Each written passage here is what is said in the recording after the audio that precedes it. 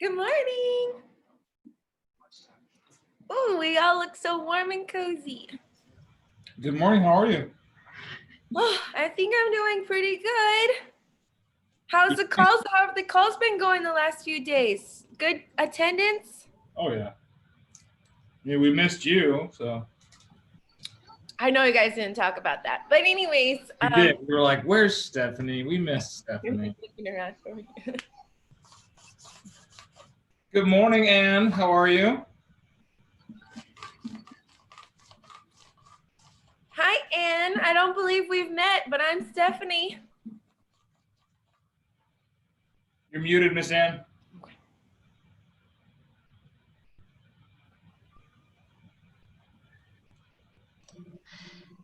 Hi, Stephanie. I'm in the Sierra Vista office.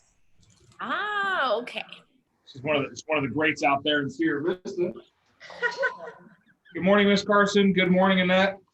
Forgive me, I am still wearing my dogs proudly this morning. So,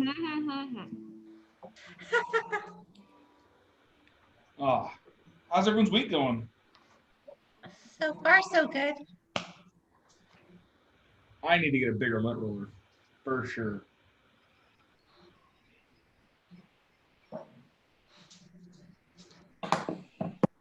Stephanie, when's Jesse come back? I heard he was helping Jason move. Oh, he is back. He's just yeah, he came back and we had a closing this week. Exciting stuff, and he's been helping. I guess the garage door like last minute didn't work sort of thing. So even after the closing, he had to go back and just help a little problem here and there. And he's like, finally, the whole deal is all done. So that was the first one that was the first one since I got my license that I kind of helped scoop in and got that contact. But yeah. So but my week's been going great. Just hearing good news from different family and friends, just good, positive, life-giving news. So I'm excited for all these, the more you stay in touch with people, the more you get to hear about babies born and different things like that. So, right? That's exciting. That's what I like to talk with people about. What about you, Anne? Did you have any good talks this week with your friends? Well, so no, not really. But you know what? I was adopted. We all do it differently. I was adopted, and I recently found my family. So this last weekend, I got to spend with most of them up in Scottsdale. So that was pretty amazing. And you know what? Turns out I have a niece in marketing. I have a niece who's an estate attorney. I have all this like wonderful. Not only are they wonderful, but we can all like help each other. Oh my goodness. So I'm excited. That's about that. quite a background, Anne. Yeah. It's crazy. Life's good. Awesome. Look, I was writing up some escrows on the board. I apologize. I looked down and bam, all these more beautiful people. Good morning, Dee Dee. Good morning, Dick. Good morning, Lori. Camera's finally on. Hello, Miss Davis.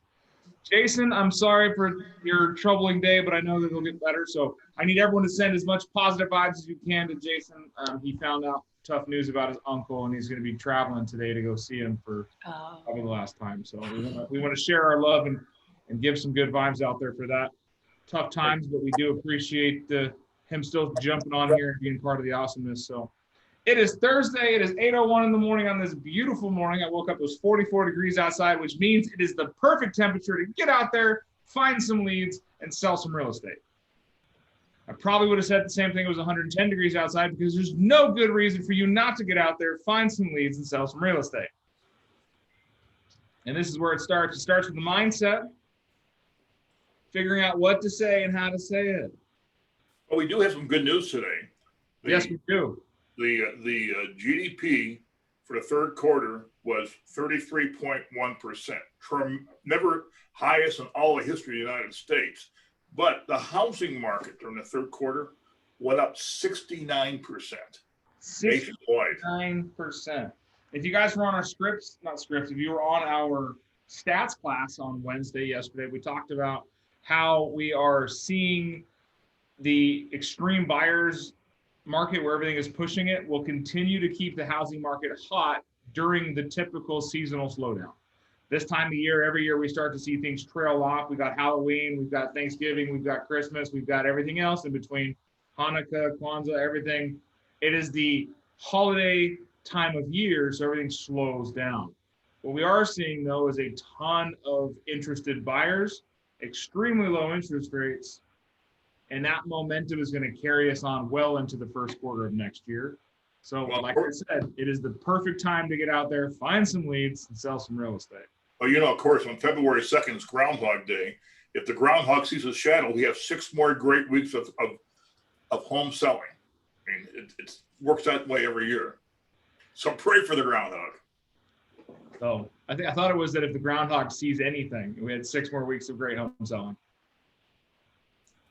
Because it's always a good time to be a realtor at Keller Williams, isn't it? Yeah. Absolutely. Fantastic. Awesome. Well, tell me what you guys have been doing so far this week. We've talked a lot about getting over the election resistance. We're getting over holiday resistance, and now we're getting into the end of the year resistance. Now's the time. What are we putting into place? What have you used so far? For me, I've been making calls and it looks like it's working. Looks like it's working. What do you mean by that? Good job. Like, like I just got like a number of people telling me they are coming. Like I got 2 clients that are coming. I got 1 client here that I'm helping to find a house. I just got him pre-qualified, and he's connecting me to 2 more who are moving to Tucson who want to buy. And also within the calls I made, I got like 2 people. So it's like amazing. Good That job. is amazing. Go ahead, Mara. Well, I was just telling her good job. I talked to a client yesterday. Since you guys have been going over objections, his concern was he wants a higher end home, 500 to 800,000. He's like, you know, are rich people gonna lose a lot of money in the stock market if it crashes? You know, because we've been talking about how great housing is. It's gonna be great. It's gonna be fine. But one thing I pulled out was the stat they shared about how the wealthy have not really been hit by the coronavirus. You know, the people who have money haven't, you know, the people who are workers making minimum wage have been hurt the worst. And that's why he was like, yeah, but what about the stock market? And so just tried to talk him through, you know, again, it's going to be, housing here is going to be okay. And, you know, thinking he might want to wait if there's going to be a deal next year, but he could move. There's always a deal. I know. Always a deal. Larry covered this yesterday. Go ahead, Larry. I know you had something to tag on to that. I was just going to say, you know, in general, over time, the stock market return is roughly 4.2%. Real estate investment over time typically has a 9% return. Now, granted, that's investing in some real estate with rentals and things like that, but the value of a piece of property that someone, you know, buys, possesses, owns, and holds over time escalates in value, and typically higher than the value of stock stuff in the stock market. Again, it's very general trends, but that is a valid statement.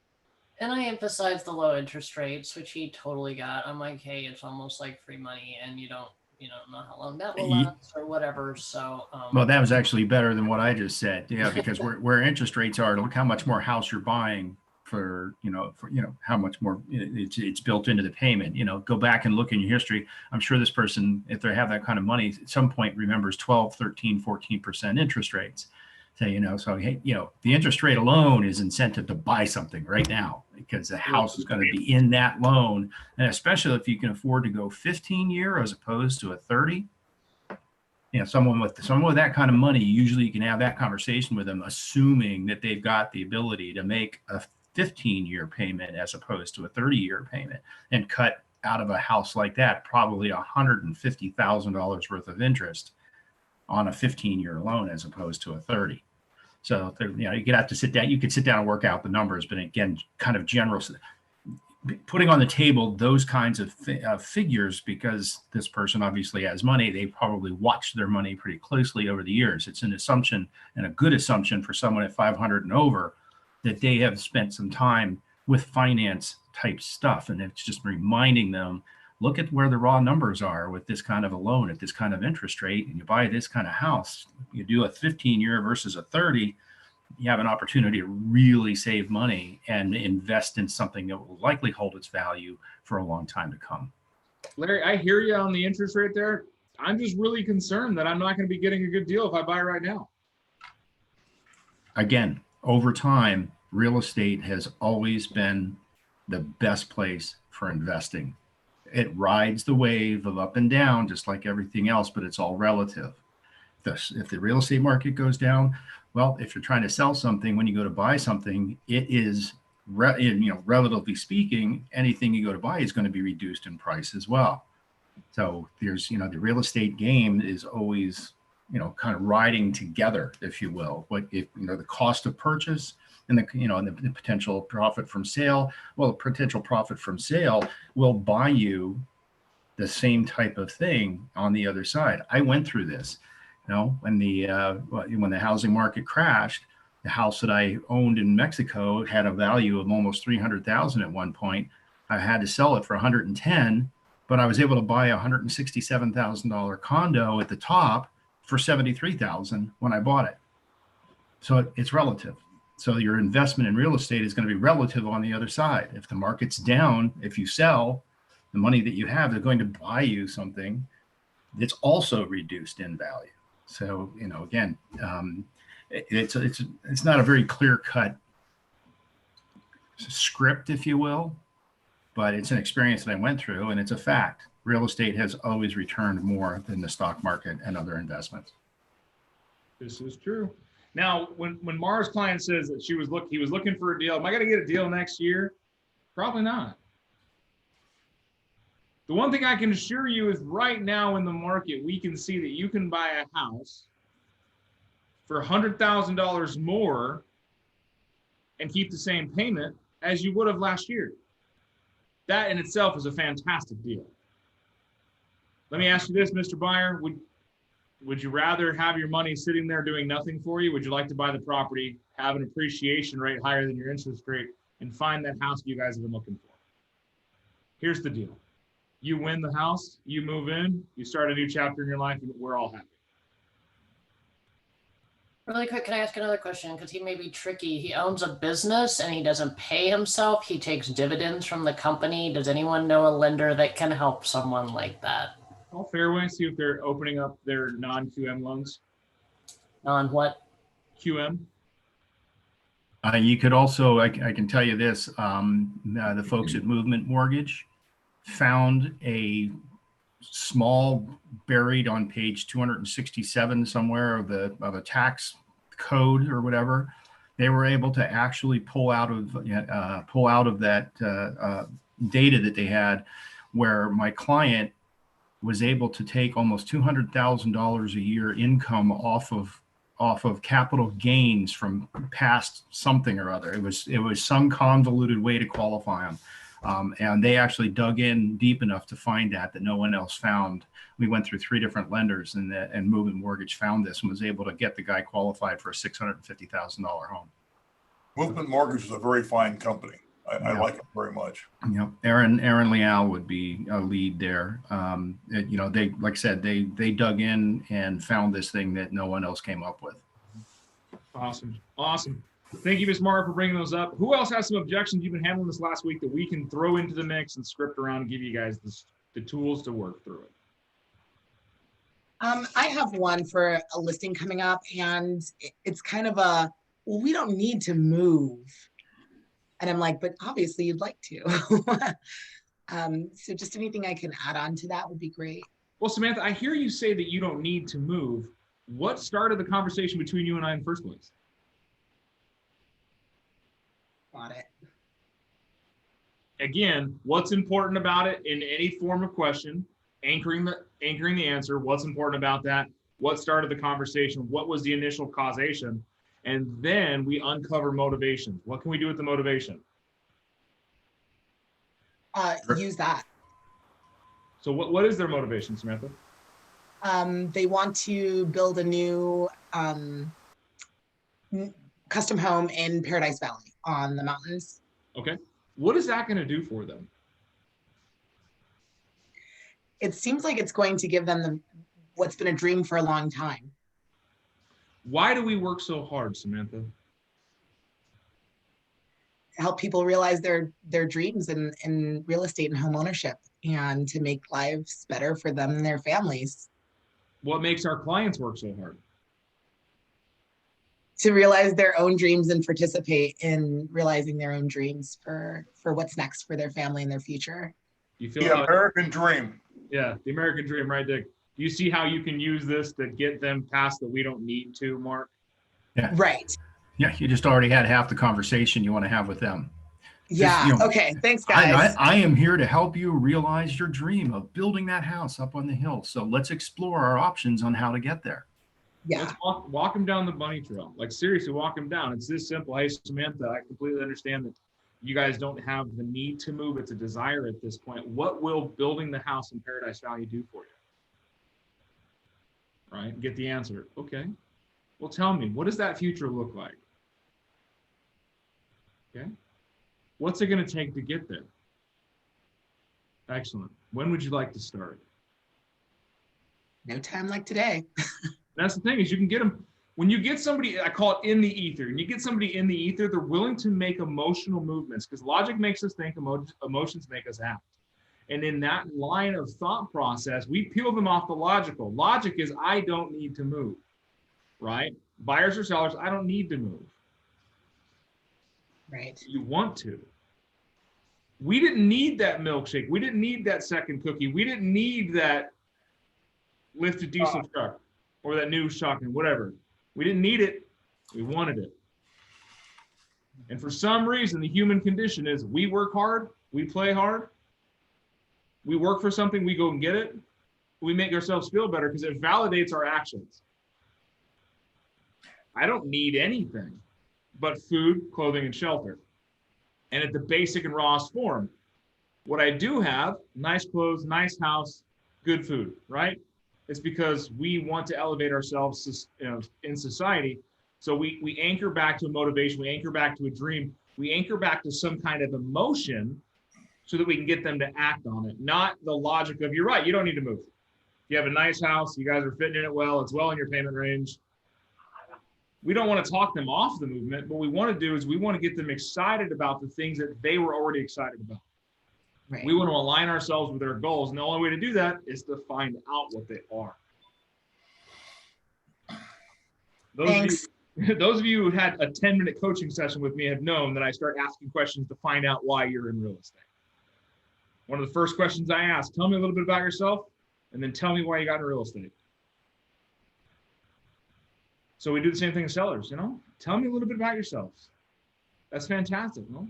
What is it that we're trying to accomplish? What would be your goal? What's a hope and dream of yours? So I love that, Samantha. I love that when there's somebody, we don't need to do something, great. That just tells me that I have a huge emotional well I can draw from. And in short order, you'll have them building that custom home, selling the other one, and getting on there with their lives in a better manner. Thanks. I needed that. High five, girl. You got this. Woo! All right, next. With the words that we use, we can paint a picture. And oftentimes they want to ask the client, okay, well, you may not need to move, but if you could have anything, if you could have the house of your dream, what would it look like? What do you really want most as far as your living style? And they're gonna, if they open up to that, you're on your way to a real nice closing. I mean that closing by getting the signed listing agreement or whatever. You guys have ever heard the term, a picture is worth 1,000 words? Mm-hmm. How do we paint a picture? It's all upstairs. Mm-hmm. Good thing is we ask questions, not really so we hear the answers, but we want our clients to hear their own answer. We want their conscious brain to start overriding their subconscious concerns. The subconscious is saying we don't need to move. The conscious is saying we want a bigger house in Paradise Valley on the hill next to Bob Barker. If you guys didn't know that, he does live there. He's still here. Yeah, Bob Barker's still barking. But hey, I'm going to raise a question. All right, I'll just keep in my mind. Hope you don't mind me stepping in here. But how bad do we want to be successful? And the reason why I say that is I had a sales manager once tell me that go back to the days you wanted to date somebody and you really loved this person. You really wanted to be with them. How bad did you try to clean yourself up, look good, ask the right questions, and did everything you possibly could to get that first date? I'm still good. Still cleaning up. Took a shower this morning and everything. Pardon me? So I even took a shower this morning and everything. I'm still trying. Yeah, it is the emotion that we bring and the passion that we bring. People really are attracted to you when you show the emotion and passion for your business and for helping your clients. It's like an elixir. It really is. It's the act of a law of attraction. What you give out there, it comes back. Yes, sir. Mindset is everything. How you approach it. Yes, Ms. Big Samantha. Dan, well, Yes. really, Samantha Davis, did you write that thing down? What was the first thing Big Dan said? I have the second thing. What would that mean for you? Why do we work so hard? But Samantha, what was the first question you supposed to ask your person? He was getting towards logic and motivation. You don't sort of like, why did you have the conversation with me? That's how I should phrase it. Right. Not why. Why creates an element of interrogation. Can I share what I say? What? Go ahead, Stormy. Can I share what I say on that? Yeah, 1 second. Stephanie, or The Stephanie? question, Stephanie, was what? What caused us to start talking in the first place? What had you What? start this conversation? What? Stay away from why, because why is why are you talking to me? So Okay. go ahead, Stormy. What prompted you to have that conversation? So when you make that call, and then because initially you guys talked about they either reached out to you or you reached out to them, one way or the other, right? And they Right, said, I've been in the home and everything. yeah, and they were interested in real estate. So then when you get that call or when you make that call and all of a sudden it's different, the question I say is, well, what happened from the last time we spoke? Or what changed? I'm sorry, what changed from the last time we spoke? Because usually when you say that, it's already telling them, hey man, you already wanted to buy or whatever, sell, whatever it is. And it kind of reminds them, oh yeah, we already had this, we already went down this road, we don't got to go down this road again. This is what changed. And they kind of go direct to it. You know what I mean? And then right off the bat, you could tell, all right, if they got, and I'm telling you, man, it happens every time. When they have a bunch of excuses after you ask that question, just kind of hang up the phone. Never give up. Just kind of hang up the phone. But what I'm saying is that like I got like 100 people to call, right? I mean, this is just 1 out of 100 or 1 out of 50, 1 out of 40, whatever it is. Move on to the next person. Call them tomorrow. They didn't say stop calling me, but you know what I'm saying? Like sometimes those conversations end up being 20, 30 minutes, and that's a waste of time. I like getting direct. I'll challenge that. 30 minutes with a good lead creates rapport. That rapport is not broken. You have now changed the landscape of your relationship with that person forever. I have had 30-minute conversations that went nowhere and then never talked to a person again. And out of the blue, they ring up and say, hey, Dan, we're ready to sell our house. Can you help us? And it's because you cared enough to listen. Shows that you're not after a paycheck. You're after a personality. You're after the relationship. Don't always get stuck in those calls, and you will be like, oh God, I got to call this guy again. He talks for 30 minutes every time. Make him the last call of the day. But Stormy's right. You have to know when to cut bait, but also I want to challenge that. Don't be so quick to cut line. Because if you got them on the hook, you got them on the phone, you can create a relationship. Even if they're not buying and selling right now, we want to still create minds here. We want to create cheerleaders out there. So if we have somebody that's saying, well, all the things, we get those people all the time, we make friends with them. And you can actually put the brakes on. Hey, Stormy, I completely understand. It does not sound like right now is a good time for you to be, making a move in real estate, and that's okay. Who do you know that I can help also? Matter of fact, Dan's right. With that, I always end with that every time. You always do. I always end with that. Always. Stormy's called my friends before. Hey, Dan, I've got. Oh, sorry. Go ahead. So I just have a question on how to nip something in the bud. The other day I had this guy who was interested in buying, and sometime next year or way, way down the road. But for right now, he wanted me to check out specific homes. Why were they on a rain harvest? What was their well like depth, and what was the pressure? What's the purpose of the rain harvest? Like taking me down this rabbit hole. So like I kindly told him, unless you want to put this home under contract, this I didn't mean to be rude in any way, but let him know that was kind of, I was a little bit too busy to do that kind of research, and it didn't end well. We ended up like not friends after. So I don't know how to be nice and diplomatic, but at the same time say no. And that's where that question comes in, Ann. Like that's a great question. I'll find out about the rain harvesting stuff for you. What's important about that?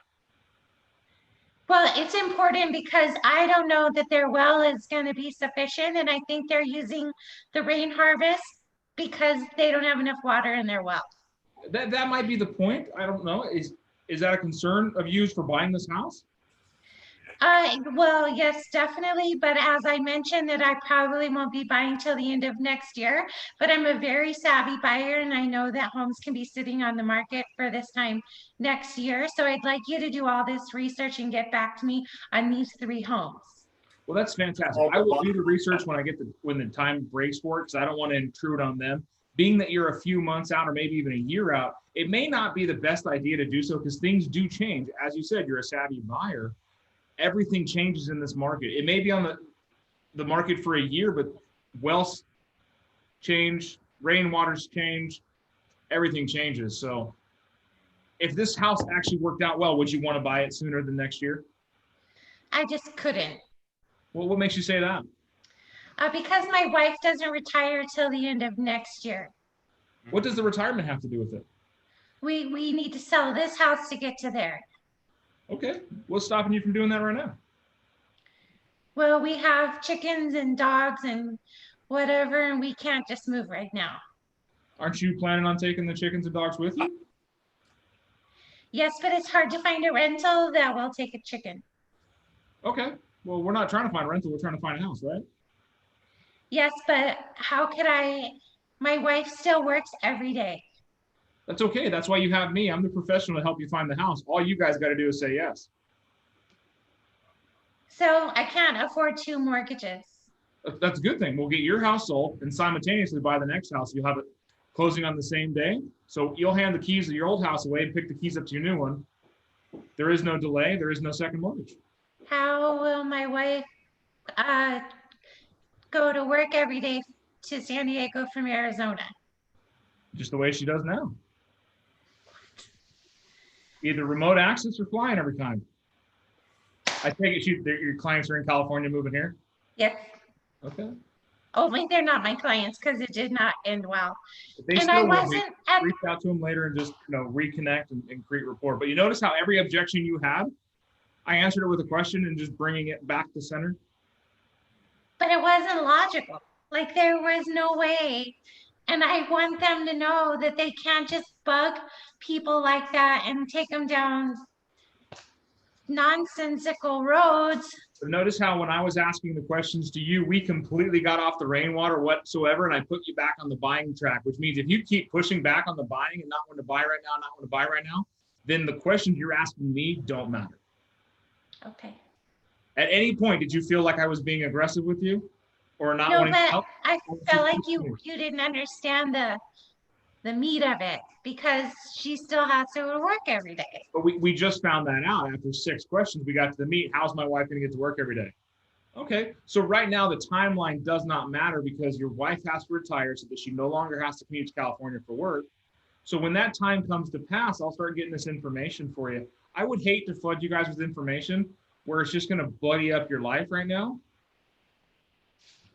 I'll get you some of the information, but I have to do it in time. It's going to take me a while to get there. I think you hit on the key element, Dan. You know, he's talking a year from now. Things change. So, you know, to get rainwater questions answered or well questions answered and so on, you know, there's no way of knowing a year from now if that property will still be on the market. But we do want to do that research on whatever properties are available at the time when you're ready to start looking. So, you know, I could get all that data for you, but it's likely to be a moot point. That property is likely not going to be on the market a year from now, given the real estate market and how hot it is. So, you know, let's research the property that is the property, you know, target property at the time you're ready to buy. On the same side, we have the term called the point of diminishing returns. And this person is the buyer from hell. And you really don't want to get trapped by somebody like that. And, you know, be nice to them. Don't be rude, but leave it on the good side. But I would not invest my time with somebody like that at all. Because they are not a legitimate buyer. They're not ready. All they're trying to do is take advantage of your time. And your time is too precious. Go ahead, Stormy. Miss Ann, did you have in the I don't know how many times you talked to him, but in any of those conversations, did you figure out if they were purchasing cash or were they qualified for a loan? Or? Well, they didn't have any money saved, so it was going to be contingent upon the sale of their home in California. Oh, cool. Where were they selling from? San Diego. Oh, so they were probably going to have some money then, right? Yeah, of course. Sell their Call them back and say, because I'm telling you, people from California right now are really I'll give them your number. Good idea. Yeah, matter of fact, text me right now. Can I get their number instead? Yeah. That's the thing is, and don't feel bad. Like, if you're not having a good relationship with a client, like if you're not clicking, you're not the same wavelength, and you feel like you're constant adversarial, it's not going to be a beneficial transaction. You're not going to be able to give an experience worth giving in those manners because we're always fighting uphill. It's always, and I tell you this, half of something is better than all of nothing. Yeah. If you find out you're just not a good match, give them a Stormy. You can come in the office with me and we'll both call him. Like, you can stand. I don't want him. But those are the things like that, and I would ask questions. Just ask questions and develop a timeline, because you're right, there is no logic there. And I was trying to keep you out of logic because I was trying to find the emotion that's creating it. And right now, we found at the end there was, what is my wife? He's afraid that his wife's not going to be able to work because they've got to retire and move here from there and can't do so until she retires. So we found the dead stop. It has nothing to do with the rain trap. And being a savvy buyer or not, he's just stroking his own ego. That's what it is. Yeah. And you were in a catbird seat. Just tell Stormy you want a 25% referral fee. That's right. There you go. I'll give you my number before we hang up, Stormy. Yeah. Well, if you want to throw it in the chat, you can. You can pick it up from there. We're going to end this thing soon. I just want to say thank you all for joining us. Megan, thank you for joining us. We saw you come on a little late, had some line trouble, but other than that, guys, any questions before we depart? I have one question. Yes, ma'am. Because you guys know I'm new to Keller Williams, so I'm figuring all this stuff out that you guys offer. Someone says they pay you for coaching. They pay me? Or who does that? Yeah. Well, I've got a couple people that opt into the coaching program. All new agents go into the coaching program, but you're more than welcome to. I'll call you later. We can talk. Yeah, call me. Absolutely. I'm meeting with Jay today at 4:30. So. Okay. Right. Yeah, I'll be at the KLP office here in a little bit, but I won't be around at 4:30. I got a meeting back on the north side. Sorry. Awesome, guys. Well, hey, as always, thank you for joining in. Love the excitement, love the energy, love that you guys are really putting this stuff to use. Samantha, go out there and put those people under contract, okay? We're 2 minutes past. You should have had them written up already. What are you waiting on? Other than that, guys, we'll see you tomorrow. Same time, same place, different shirts. Hopefully. Thanks, Dan. Thanks. You have a great smile, Samantha. Love you. Oh, thanks. Awesome, guys. Well, hey, if you ever have trouble getting on this class, just go to 1kwsa.com, click on the remote access trainings, click on the link. They should be updated right there. If you do have issues, call me directly. Other than that, go do something great, and I'd love to hear your stories Take tomorrow. care, Jan. We love you. Thanks, Nick. Bye.